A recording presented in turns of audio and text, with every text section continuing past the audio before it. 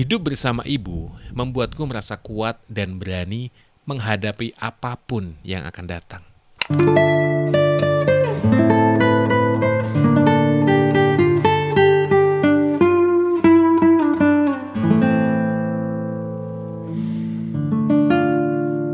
Buku Cerita.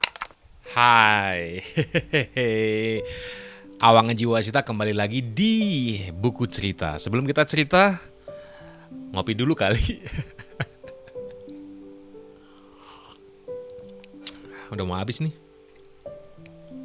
Anyway, terima kasih banyak untuk yang ngirim cerita demi cerita di buku cerita ini. Ada banyak sekali. Wow, terima kasih banyak. Karena berbagi dan mengizinkan ceritanya di-share itu merupakan sebuah kebaikan gitu. Karena kan kita bisa tahu value demi value yang ada dalam kehidupan ini gitu. So, yang akan kita baca cerita kali ini adalah cerita dari Dips. Oke. Dips ini sudah mengirimkan cerita dan mari kita baca di buku cerita. Halo. Aku adalah seorang anak yang dibesarkan oleh seorang single parent. Ibuku menjadi satu-satunya sosok yang mengurus dan membesarkan aku sejak aku masih kecil. Meskipun tidak memiliki ayah di sekitar, meskipun tidak memiliki ayah di sekitar, hidupku penuh dengan kebahagiaan dan kehangatan. Kami tinggal di sebuah kota kecil di Jawa Tengah. Meskipun hidup kami sederhana, kebersamaan dan kekompakan kami membuat kehidupan kami terasa begitu istimewa. Ibuku adalah sosok yang tangguh dan penuh kasih sayang. Ia selalu ada di sampingku, mendukung dan memotivasi aku dalam segala hal. Kalau cerita tentang ibu, selalu mengharukan ya. Lanjut kita. Sejak kecil, kami belajar untuk saling mengandalkan dan bekerja sama. Ibuku mengajariku nilai-nilai kehidupan, tentang kerja keras, tentang kesederhanaan, dan tentang kejujuran.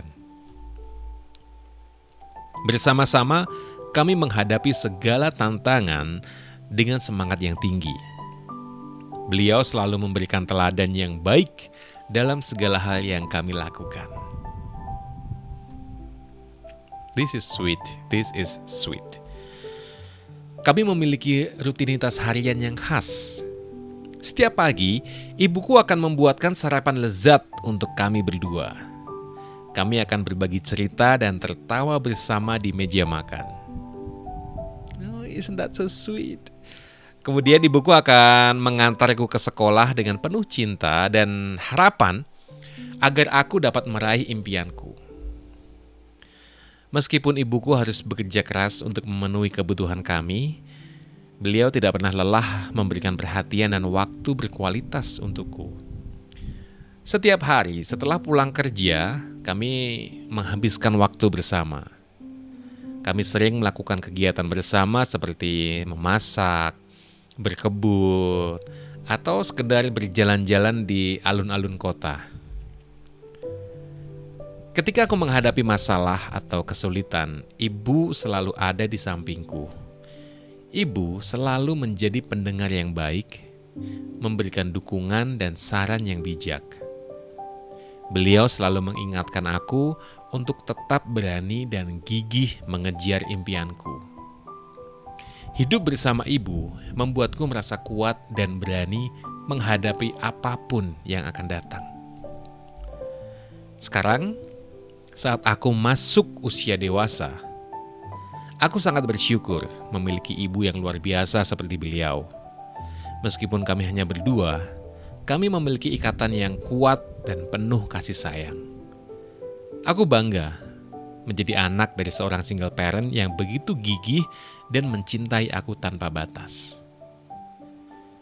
Kisah hidupku sebagai anak yang dibesarkan oleh single parent ini telah mengajarkan aku arti sejati dari keluarga dan kebahagiaan. Bersama ibu, kami membuktikan bahwa keluarga adalah tentang cinta, dukungan, dan kekompakan, bukan tentang jumlah anggota dalam rumah tangga. Aku bersyukur dan bahagia memiliki ibu yang selalu ada untukku, menjadikan hidupku penuh dengan cinta dan kebahagiaan. Dips, terima kasih Dips. Salam buat ibu ya. Feeling saya sih ibunda atau ibunya dari Dips ini cukup bisa ngeblend dengan teman-temannya Dips ya kayaknya ya. Maksudnya cukup funky enough gitu. Kayaknya hangat juga bersama dengan teman-temannya Dips gitu ya. Cuman kan gak diceritain di sini gimana dengan teman-teman, tapi relasi antara Dips dan ibunya sangat dekat, dan membaca ini pun saya bisa langsung terbayang betapa asiknya ya. Ini tadi di poin keluarga adalah tentang cinta, dukungan, dan kekompakan. Nah, menyenangkan kalau kita bisa ada dalam suatu tempat, dalam suatu, ya anggaplah suatu circle, di mana kita nih didukung, disupport, atau justru malah benar-benar diarahkan untuk jadi yang lebih baik. Itu harta banget gak sih?